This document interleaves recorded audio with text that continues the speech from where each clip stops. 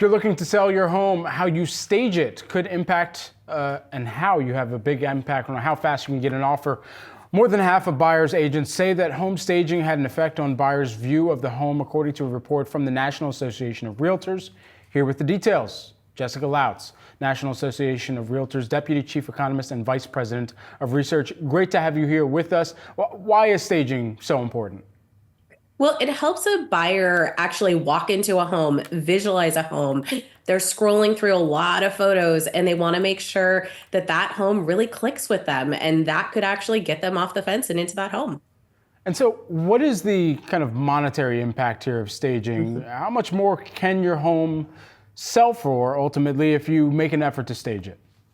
Well, buyers and sellers agents are in agreement. We actually surveyed them separately to make sure that we were getting an accurate measure on this. And what they both said is it could actually increase the offer by 1 to 5%. So that's actually a really good return on value for home staging, which could be much lower than that. So when it comes to staging, your report found some rooms had more of an impact than others. So what are the rooms that should be prioritized here? Well, it's the rooms that have the biggest impact on where you're going to live.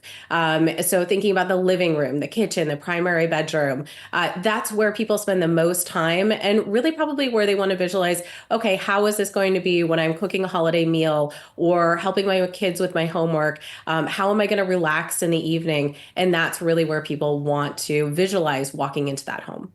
Your report also touched on the importance of home repairs before listing a home. What are some of the most common improvements that you see sellers make before putting their home up for sale? Well, a deep clean, obviously, curb appeal means a lot. Painting the home, doing a refresh, all of the things that really could be an eyesore before you walk into that home, you want to make sure to tackle them. Even removing the pets before showing can really make a difference there to home buyers as they walk into that home. When do you know not to take a project on? If it'll cost too much, if there's just not the return on investment versus the impression that you're trying to make in order to get the sale done? Well, certainly. I mean, you probably don't want to tackle a big kitchen remodel before you put that home in the market, but perhaps that leaky faucet is something that you might want to tackle.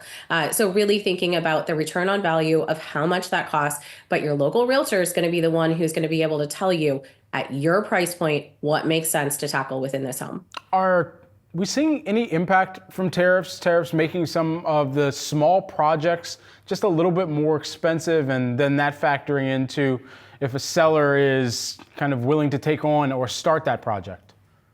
Well, yet to be seen at this point. What we have seen is more inventory coming into the market. So we know with more inventory, that means that people are tackling these projects in different ways.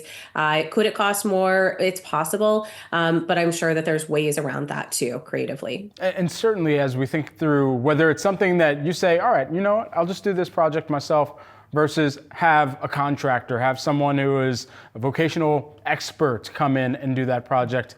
When do you know to pass it off to the person who is the pro? Well, I think that's probably going to be an internal decision. If you don't know how to tackle that project, you probably shouldn't be doing it before you put your home up for sale. Certainly, call the experts when you are in need. There's a lot of DIY that obviously goes around. If you feel comfortable doing it, if you feel comfortable taking out that paintbrush, but perhaps not the electrical wiring if you've never done that before. I know that YouTube gets a lot of people out of trouble, but maybe that's not the be all end all.